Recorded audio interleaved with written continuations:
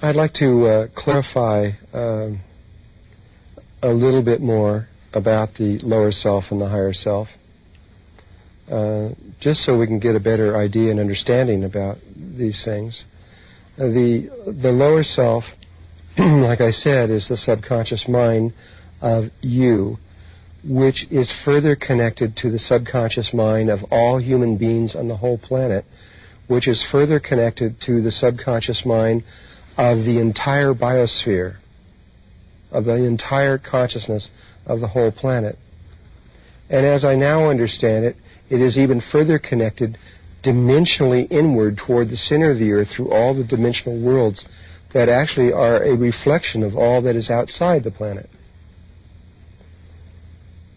When I was first given the name Drunvalo Melchizedek, the angel said that the name Drunvalo Melchizedek was a Druid name. And they said that Drunvalo was the name of a little tree that grew by a creek. And so I accepted that. I said, okay, Drunvalo sounds like what would be a Druid name, but Melchizedek, in my mind, I was going for years, that just doesn't sound like a Druid name. It seems to be in the Hebrew traditions and in the Christian traditions, but never thought of it as being Druid.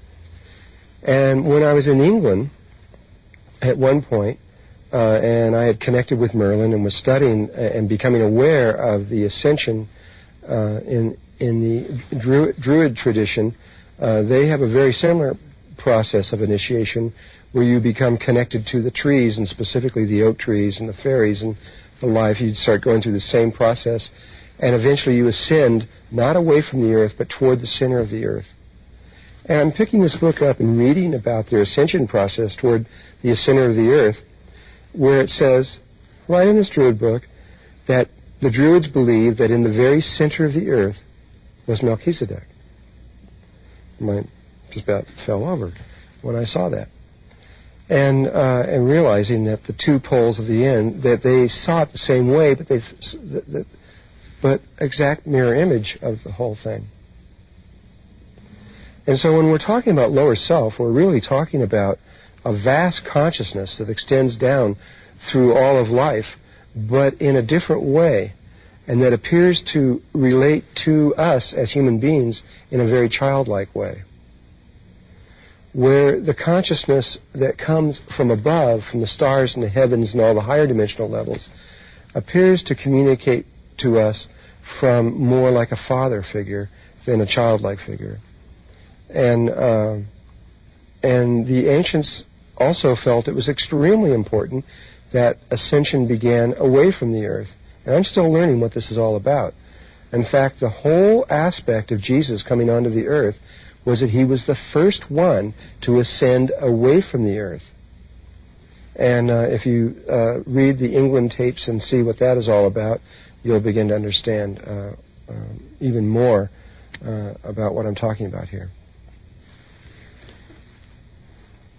To further define this thing between the lower and the higher self, with kind of us in the middle, it's very much like the macrocosm and the microcosm linked between the two of us. It's very much like the planet Earth and the sun. The sun is linked to the Earth through a gravitational field, and they're linked into a single system, but they're very, very, very different. And this is very much like the difference between the higher self and the lower self. Another way to see this connection between lower self and higher self is that it is very much like the planet Earth, because the lower self really is the planet Earth, and the higher self is like the sun that is connected to all the other stars and headed out that way, and that there's a connection between the two. It's very much like the macrocosm, the stuff that's really big, and the microcosm that's really little, and us in the middle.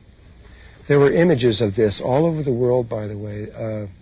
In Egypt, you would see the vulture on one end of this image, and the snake on the lower end of the image, with the right eye of Horus in the middle, representing these three levels: the bird that was up the high, the snake that was on the ground, and the eye that was in the middle. And you see that same image if you go into Peru. You see it as the condor and the another kind of snake that I don't remember, and it was a particular kind of leopard that they used in the middle. The Mayans used the condor and a black leopard, I believe it was, and a rattlesnake. And the American Indians used the eagle, and I think it was the eagle and the coyote and the rattlesnake. All over the world, the Tibetans used a rooster and a pig and a certain kind of snake. Again, all over the world, the same image representing these three different components that all have to be brought together for us to be a whole person again, because we have separated from all of these kinds of things. So how does one really begin in all of this? Well, once you have got to the place where you can begin to open up to nature and let this inner child out, this is a very big, important step.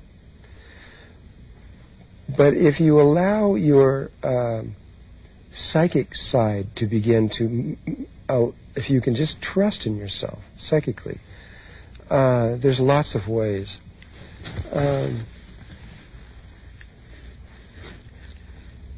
For example, when I was learning dowsing, and dowsing could be a very useful tool to learning about how you can connect with lower self.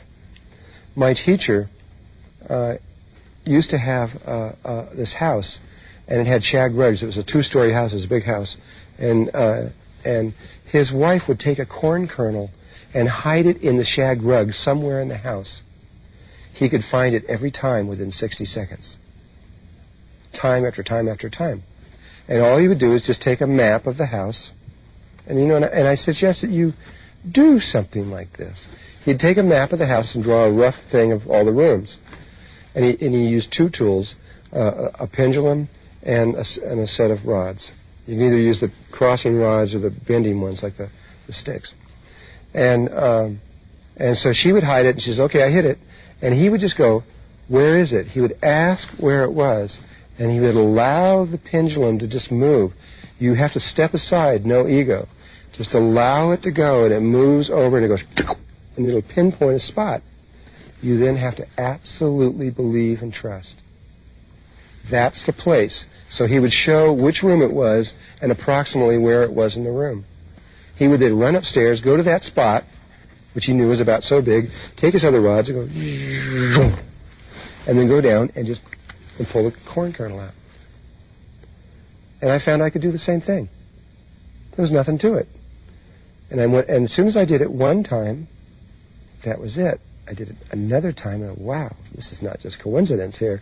And I could just keep doing it. And I was able to discover, so you don't have to find just water, for example, when you're dowsing. You can find anything. He used to find all the oil fields and everything. You can find anything. It doesn't make any difference. He used to find people who would have stolen cars. And he'd just take a map of the United States, find out what city it was, take a map of that city, find out what block it was now parked on, and then they would just go there and get the car and drive it away. And I remember when he first taught me how to use the rods and relative to finding water, and